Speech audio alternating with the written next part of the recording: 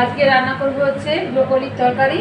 তো দেখো এই যে ব্রোকলিগুলো বলতে এই যে সবুজ এগুলো এগুলো বানাবো। এগুলোকে হালকা ভাপিয়ে নিয়েছি, আর এর সাথে আলুও দেবো। আলুটাও ভাপানো হয়েছে।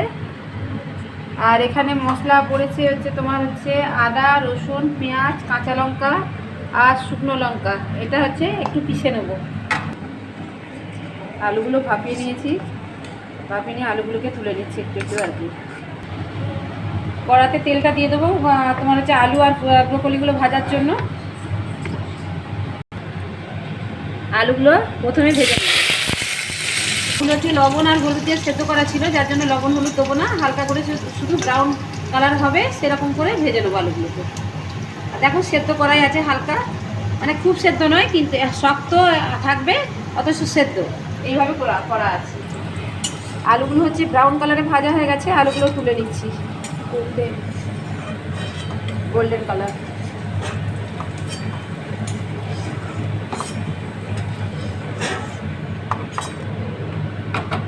এবার ওই তেলের মধ্যে দেখো আমি ব্রোকলিগুলো ভেজে নেবো। সবগুলো দিতে একসাথে। আর রান্না হচ্ছে আবার মেয়ে, এই দেখো রান্না করছে আবার মেয়ে।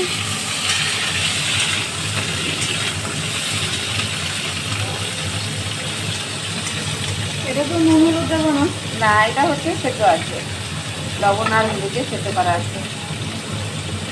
এটা ভাজা হোক। আর মশলা তো তোমাদেরকে বলে দিয়েছি যে কী কী মশলা দেবো। তার সাথে চিংড়ি মাছও পড়বে ব্রোকলির সাথে।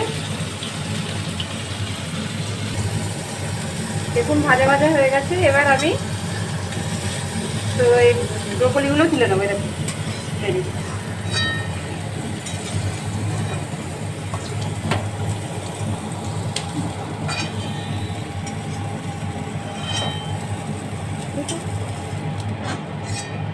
এবার ওই তেলে কড়ার মধ্যে আমি আবার তেল দিয়ে দেবো আর কি।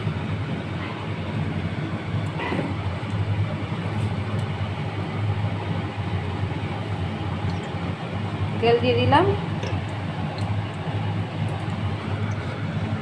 তেলটা গরম হবে।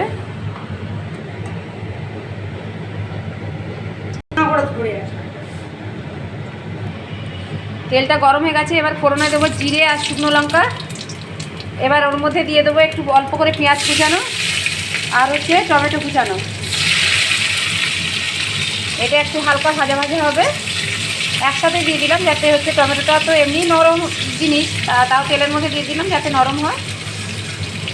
এবার এর মধ্যে দিয়ে দেবো অল্প করে হচ্ছে চিংড়ি মাছ। এবার যে যেমন পারে আর কি চিংড়ি মাছ দেবে, আমি অল্প করেই দিলাম আর কি। হ্যাঁ, এই চিংড়ি মাছগুলো দিয়ে দিলাম। এবার চিংড়ি মাছটা একটু নাড়াচাড়া করবো।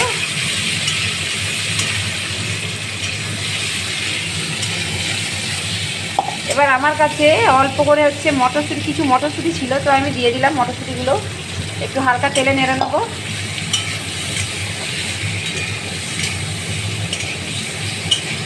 এবার এর মধ্যে হচ্ছে তোমার হচ্ছে জিরে আর আদা রসুন টসুন সব হচ্ছে জল দিয়ে গুলা আছে, সেটা আমি দিয়ে দিলাম।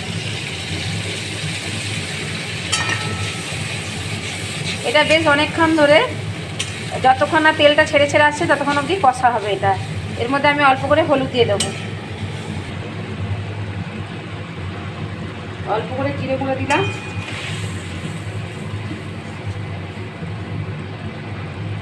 আর হচ্ছে হলুদ গুঁড়ো দিলাম।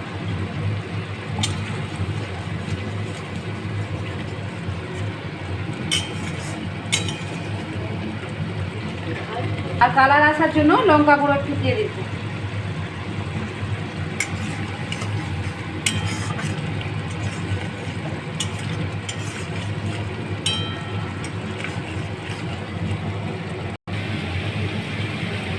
দেখো মশলাটা কিন্তু পুরো তেল ছেড়ে ছেড়ে এসেছে এবং বেশ মাখা মাখা হয়ে গেছে। এবার আমি ব্রোকলিটা আর আলুটা দিয়ে দেবো।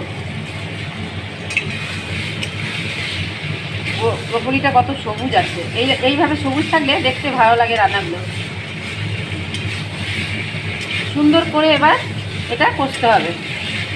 যত মশলা কষবেন তত হচ্ছে মানে রান্নার টেস্টটা বাড়বে। যতক্ষণ আবার একটু জল দিয়ে দেবো, অল্প করে একটু জল দিয়ে মশলাটা কষবো। অল্প করে একটু জল দেবো, আর ধরুন খুন্তিতে একটু জল দিলাম ধোয়াটা।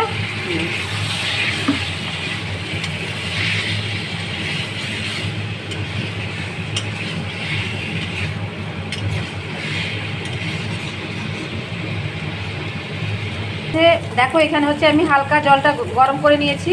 এবার এইটাই আমি ওই সবজির মধ্যে দিয়ে দেবো। কেন বলো তো, কারণ হচ্ছে সবজিগুলো তো সেদ্ধ আছে, আর এখন ঠান্ডা জল, আর ফুটে উঠতে দেরি হবে, আর তখন কি ব্রকলিগুলো আর আলুগুলো গলে যাবে, যার জন্য হালকা জলটা গরম করে দিলে সেটা হচ্ছে তোমার হচ্ছে ফুটে উঠবে তাড়াতাড়ি, এবং সবজিটাও অতটা বেশি মানে টাইম লাগবে না আর কি। যার জন্য অল্প করে এই যে সবজিগুলোতে জল দিয়ে দিলাম। এবার হচ্ছে এটাকে, হ্যাঁ, এটা ডুবে ডুবে থাকবে, সবজিগুলো একটু জলের মধ্যে মানে ডুবে থাকবে। তো দেখো এরকম হয়ে থাকবে। এবার ফুটে উঠলে আমি নামিয়ে দেবো।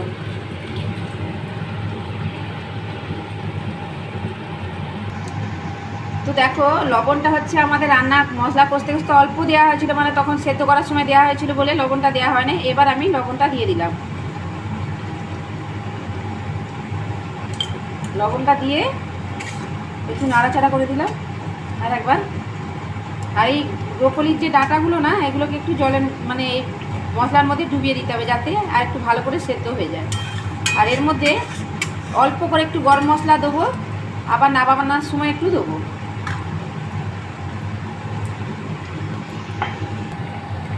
একটু গরম মশলা দিয়ে দিলাম। এই গরম মশলাটা আমি আগেও বলেছি যে এটা আমি নিজে বানিয়েছি। গরম মশলাটা ঘরে আমি নয়, আমার হাজব্যান্ড বানিয়েছে। এটা অল্প করে দিয়ে দিলাম, নামাবার আগে আর একটু দিয়ে নামাবো। দেখো এর মধ্যে কত সুন্দর কালারটা এসেছে। দেখো রান্নাটা আমার পুরো কমপ্লিট হয়ে গেছে। আমি কিন্তু এরকমই একটু রসা রসা রাখবো। ব্রোকলির হচ্ছে চিংড়ি মাছ আলু দিয়ে রসা যেটা হয় আর কি, সেরকম রসা রসা একটু রাখবো, একবারে শুকনো করে দেবো না। আর এবার আমার হচ্ছে নামানোর পালা। এবার নামিয়ে দেবো। কাঁচা লঙ্কা আর ধনেপাতা দিয়ে নামিয়ে দিলাম। কেউ ধনেপাতা দিতেও পারে, না দিতে পারে। এটা একটু ঝাল ঝাল হবে এবং খেতে এত টেস্টি হয়, এত টেস্টি হয় মানে তুলনার বাইরে। এবার আমি একটু গরম মশলা দেবো, দিয়ে নামিয়ে দেবো।